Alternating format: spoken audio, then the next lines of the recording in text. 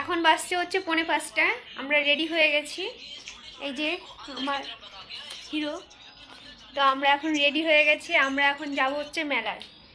মেলাটা হচ্ছে আমাদের বাড়ির কাছে, বিষ্ণুপুর। হ্যাঁ বিষ্ণুপুর কালীবাড়ি বলে না, কথাতেই আছে। দূরের মেলা দেখে আসলাম, বাড়ির কাছে মেলা বলে ট্রেন ফেল। তাই এই যে যাবো, আর মাসের শেষ তাই তো, আর একটা আছে, এটার পরে আরেকটা মেলা আছে শনিবার। তো শনিবারে তো আমাদের হবে না, যেহেতু ছুটি নেই কাজ, তো আজকে আমাদের বেরোতে হচ্ছে। তো চলো মেলায় গিয়ে দেখা হচ্ছে। আমি বেরিয়ে পড়েছি মেলার উদ্দেশ্যে, চলো মেলায় যাওয়া যাক। তারপরে আমরা মেলায় অনেক কষ্ট করে পৌঁছে গেছি, কারণ রাস্তায় প্রচণ্ড জ্যাম ছিল। অনেক কষ্ট করে মেলার ভিতরে আমরা প্রবেশ করেছি। তো দেখো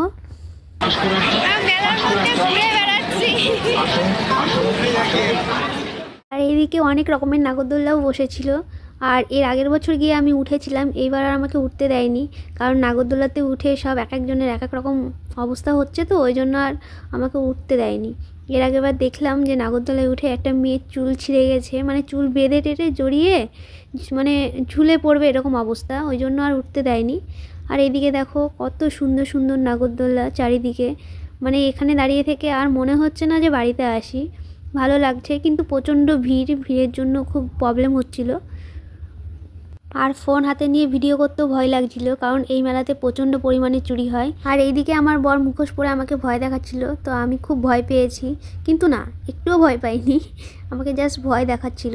আর দেখো এইদিকে কত রকমের টেডি, মানে দেখে মনে হচ্ছে এটা নেবো ওটা নেবো। আর এই মেলাতে আসলে পরে না সংসারের যাবতীয় জিনিস পাওয়া যায়, মানে তোমার একটার পর একটা, মানে যেটা দেখবা সেটাই নিতে ইচ্ছা করবে। তারপরে এখানে সোনার মালা দেখো অনেকেই ঝুলছে, তো এখান থেকে আমি কিছু কিনেছিলাম। তারপরে এইদিকে দেখো এত ভিড়, আর কি বলবো, দোকানে যে কিছু কিনবো দাঁড়িয়ে থেকে সেটারও উপায় নেই, প্রচণ্ড ভিড়। তারপরে ওখান থেকে চলে যাই আমরা মায়ের মন্দিরে। তো মায়ের মন্দিরে এসে কোনোবারই ঢুকতে চান্স পাই না, তো এইবার মেলা ঘোরার পরে মায়ের মন্দিরের দিকে এসে দেখি মন্দিরটা পুরোই ফাঁকা।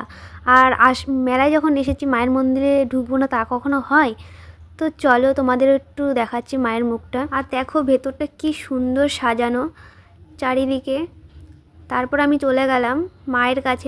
আর সত্যি বলতে কি বলো তো, আমি না মা কালীর খুব বড় ভক্ত, মানে মায়ের মুখ দেখলে পারে মানে আমি কি বলবো, অন্যরকম একটা হয়ে যায়, মানে এত ভালো লাগে আর মনে এত শান্তি আসে, মানে কি বলবো বলার মতো না। আর এইদিকে দিচ্ছিল চাঞ্জল, তারপর আমি এখান থেকে একটু চাঞ্জল নিয়ে নিই, আর এখানে আমাকে একটা সিঁদুরের ফোঁটাও দিয়ে দিয়েছিল, বেশ খুব সুন্দর লাগছিল। তারপর ওখান থেকে আমি চলে গেলাম মায়ের মুখ দর্শন করতে। তো দেখো ভেতরেও ফাঁকা ছিল, আর অনেকেও মানে এক একজন করে পুজো দিচ্ছিল ভেতরে। তারপর মায়ের মুখ দর্শন করে আমি ওখান থেকে বেরিয়ে পড়লাম। তারপর যখন আমি মায়ের মন্দির থেকে বেরোচ্ছিলাম তখন আবার প্রচুর পরিমাণে ভিড় হতে লাগলো, তো আমি ভালো সময়তেই মাকে দর্শন করতে পেরেছি, আর একটু পরে হলেও আমিও হয়তো পারতাম না। তারপরে দেখো ছোট মানুষ তো ঘন্টা বাজাতে পারছিলাম না, তার জন্য উঁচু হয়ে একটু বাজিয়ে নিলাম। তারপরে মেলার ভেতরে আবার চলে আসি ওখান থেকে। তারপরে দুজন মিলে ঘুরছিলাম, এদিক ওদিক দেখেছি। আর মেলাটা এতটাই বড়, মানে কি বলবো, পুরোটাই কমপ্লিট করেছি, পাও ব্যথা হয়ে গেছে। তারপরে তো মেলায় এসেছি, কিছু খাবো না তাই কখন হয়। তারপরে আমি একটা বেগনি আর আমার বড় ধনেপাতার চপ মানে খেতে লাগলো। আমার না তেলে ভাজা খাওয়া বারণ আছে, তবুও আমি খেয়েছি। তারপর ওখান থেকে আমি চলে যাই পাপড়ি চাট খেতে। তো পাপড়ি চাট খেয়ে তারপরে কিছু কেনাকাটি করে বাড়িতে চলে আসি।